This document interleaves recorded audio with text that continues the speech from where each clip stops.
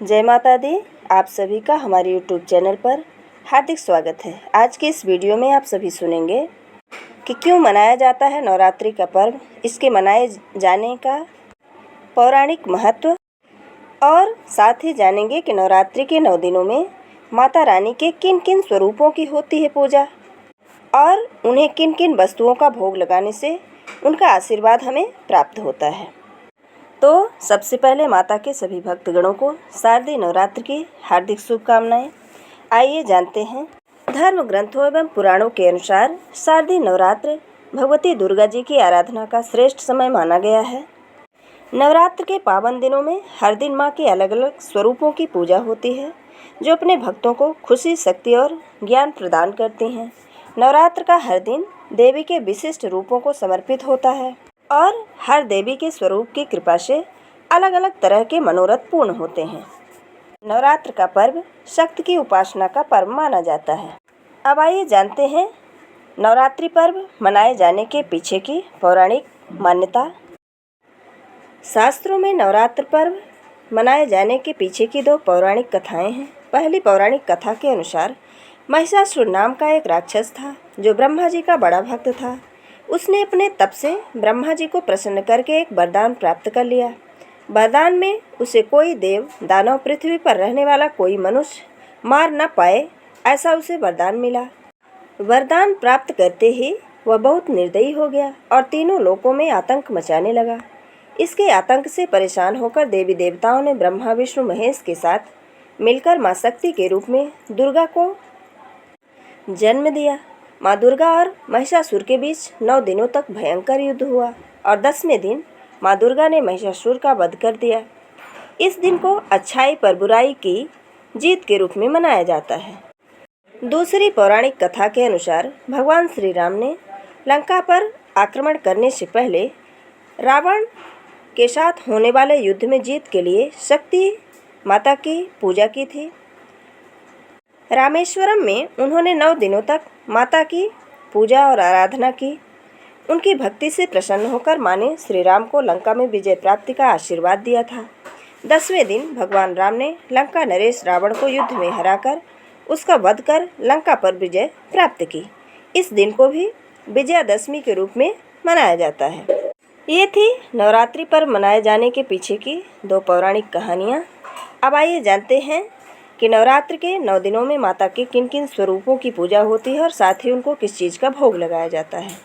तो नवरात्रों में देवी दुर्गा के 9 अलग अलग शक्ति स्वरूप क्रमशः शैलपुत्री, ब्रह्मचारिणी, चंद्रघंटा, कुष्मांडा, स्कंदमाता, कात्यायनी, कालरात्रि, महागौरी और 9वें दिन सिद्धिदात्री देवी की पूजा होती है। नवरात्र वर्ष में 2 बार आते हैं।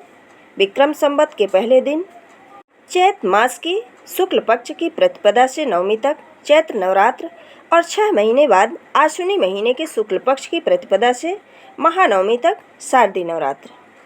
नवरात्र के पहले दिन सुबह संकल्प रूपी कलश स्थापना की जाती है। यह कलश सुख, समृद्धि और मंगल कामनाओं का प्रतीक माना जाता है। कलश के साथ मिट्टी और बालू की वेदी बनाकर किसी पात्र में जौ बोए जाते हैं। जौ बोने से धन धान्य की वृद्धि होती है और जौ को सृष्टि की पहली फसल के रूप में भी माना जाता है। साथ ही दुर्गा माता की मूर्ति को स्थापित कर उसको सजाकर अखंड दीप जलाया जाता है और अंतिम दिन में 9 कन्याओं को देवी दुर्गा के 9 रूपों का प्रतीक मानकर उनका पूजन किया जाता है। जिस प्रकार से नवरात्र के 9 दिन माँ दुर्गा की अलग अलग शक्तियों की पूजा अर्चना की जाती है, ठीक उसी तरह 9 दिनों में माता का भोग भी अलग अलग प्रकार से लगाया जाता है। नवरात्र के पहले दिन में गाय के घी से बने पदार्थ या फिर गाय के घी का भोग लगाया जाता है। ऐसा करने से आरोग्य की प्राप्ति होती है और साथ ही रोगों से मुक्ति मिलती है। नवरात्र के दूसरे दिन में माता रानी को शक्कर का भोग लगाया जाता है और ऐसा करने से मनुष्य की आयु में वृद्धि होती है। नवरात्र के तीसरे दिन गाय के दूध से बनी सामग्री या फिर दूध का भोग लगाया जाता है। ऐसा करने से वैभव या फिर ऐश्वर्य की प्राप्ति होती है। नवरात्र के चौथे दिन माता को मालपुए का भोग लगाया जाता है और कहते हैं कि ऐसा करने से बल, बुद्धि व विवेक का विकास होता है। नवरात्र के 5वें दिन माता रानी को केले का भोग लगाया जाता है। केले का भोग लगाने से सभी प्रकार की सांसारिक सुख और संपत्ति का भोग करने का माता रानी की तरफ से आशीर्वाद मिलता है। नवरात्रि के 6वें दिन माता रानी को शहद का भोग लगाया जाता है। ऐसा करने से माता के भक्त को काम, अर्थ, धर्म और मोक्ष चारों प्रकार के फलों की प्राप्ति होती है। नवरात्रि के 7वें दिन माता रानी को गुड़ का भोग लगाया जाता है। ऐसा करने से भक्त के जीवन से भय व संकट दूर हो जाते हैं। नवरात्रि के 8वें दिन माता रानी को नारियल का भोग लगाया जाता है। ऐसा करने से भक्त की सभी इच्छाएं पूरी होती हैं और जीवन में कभी किसी चीज़ की कमी नहीं रहती। नवरात्र के 9वें दिन माता रानी को हलवा पूड़ी और खीर का भोग लगाया जाता है। ऐसा करने से भक्त के जीवन से किसी भी प्रकार की अनहोनी की आशंका नहीं रहती और माता रानी के आशीर्वाद से सभी प्रकार की रिद्धियाँ और सिद्धियाँ प्राप्त होती हैं। ये थी नवरात्र के बारे में कुछ विशेष जानकारी।